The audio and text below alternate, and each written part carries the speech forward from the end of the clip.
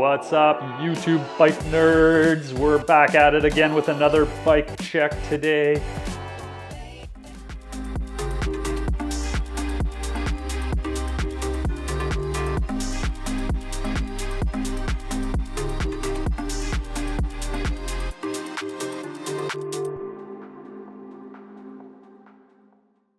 We are checking out the Trek Checkpoint SL5.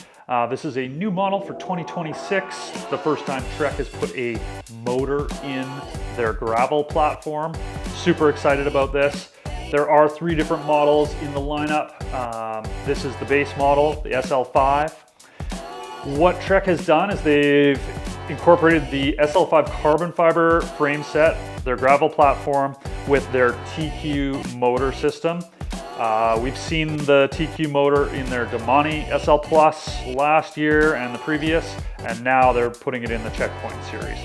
So the other kind of new thing is they've added a new motor to the lineup. So the previous generation motor was an HPR 50 Newton meters of torque. This is the HPR 60. So we're getting a little bit more torque to this motor. And the beauty of this higher powered motor is it's also more efficient with the battery use and giving this bike a longer distance of travel, I guess you could say. So the HPR 60, to get into the details, provides 60 Newton meters of torque.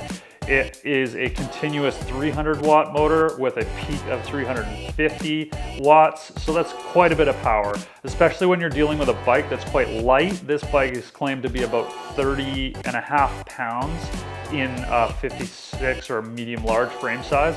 So lightweight bike, good power, really nice combination. They're pairing that with a 360 watt hour battery. So this battery has good capacity. I would expect a range of around 80 kilometers on a bike like this. So that's quite a bit. Most people, there's people out there doing way more mileage than that. But if you're looking at a Checkpoint Plus, you're probably someone that maybe goes out for 40 or 50K. You can extend that ride now with the motor and get yourself out further. Really nice. And if you are the kind of rider that wants to go further distance, you can add a bottle cage, and they have a range extender battery that plugs into the charge port here, and that will add 44% more battery life. So you can get this thing probably up to about 120 kilometers pretty easily, maybe even more than that. The range extender battery is a 160 watt hour battery. So nice TQ motor system. The same display on this model that we've seen on the Damani Plus. So lots of metrics, 3 different levels of assist. There's a Trek Connect app, so you can change each level of assist within the app. If you like level 2 but you want it to be a bit more powerful or a little less powerful, you can change that within the app. The display screen is going to give you all those things like the expected range, the time that you've ridden, the speed, your average speed, kind of like a computer. And nice little thumb buttons within the handlebar here to change the modes up and down. So while you're riding, you can easily add or subtract assist without kind of going down to your top tube and changing your modes. So yeah, really a big fan of the electric assist system here. I ride the TQ motor in one of the Trek mountain bikes. I love how quiet it is, how light it is, and this new 60 is very desirable with a little extra power and more efficiency in the battery. Getting into the frame, the Checkpoint frame is an endurance geometry. What that means is your handlebar height is a little bit more upright, making it more comfortable for most riders out there. I wouldn't say this is a racing geometry, so if you're really wanting to race, you're probably gonna slam the stem a little bit, maybe get your hands a little bit lower. But for the majority of people buying this bike, you want that upright position, be able to see what's going on, not put a lot of stress on your hamstrings and your lower back. So that's really nice.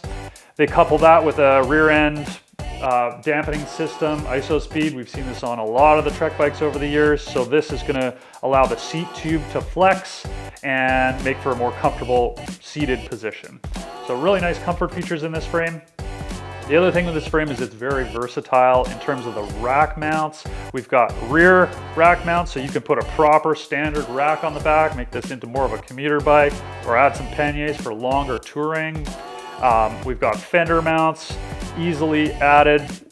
We've got double bottle cage mounts. We've got mounts underneath the top tube for frame bags, and we have fork mounts to add a carry-all rack or a extra set of water bottles on the front.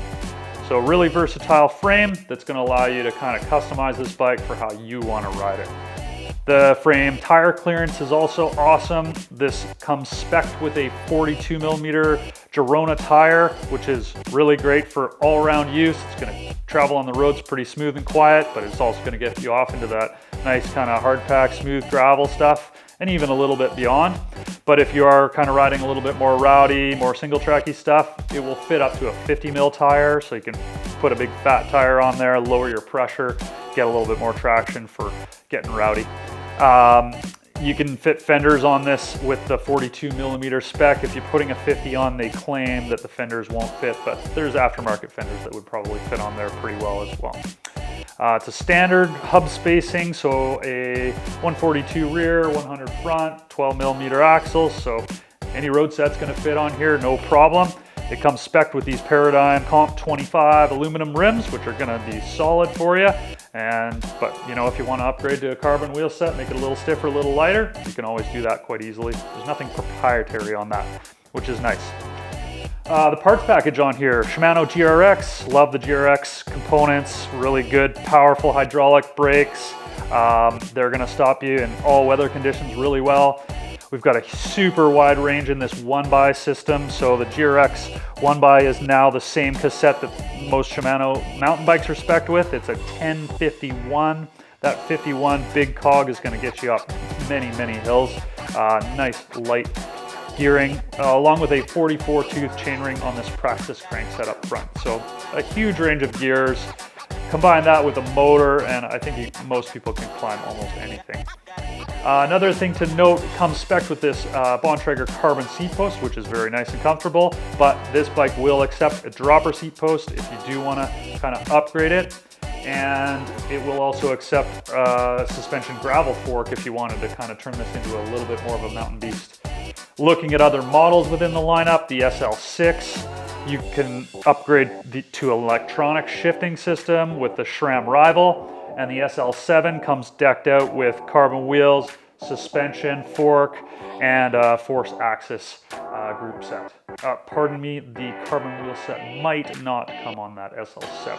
Sorry, not 100% up on my spec yet. So yeah, that's the bike in a nutshell. I think it's an incredibly good package. 30-pound e-bike that's going to take you 80 kilometers on multiple terrain surfaces. This bike is listed at $69.99, $7,000 Canadian right now. And yeah, what do you think of the color? I think it's pretty hot. Love the color combo. It does come in a more subdued kind of gray style color, but this fjord blue paired with the coral really looks hot. Tell me what you think. Have you tried one of these? I can't wait to get out on one, take it for some good spins. Thanks for watching. Don't forget to give us a thumbs up. It helps the channel. We'll see you next time.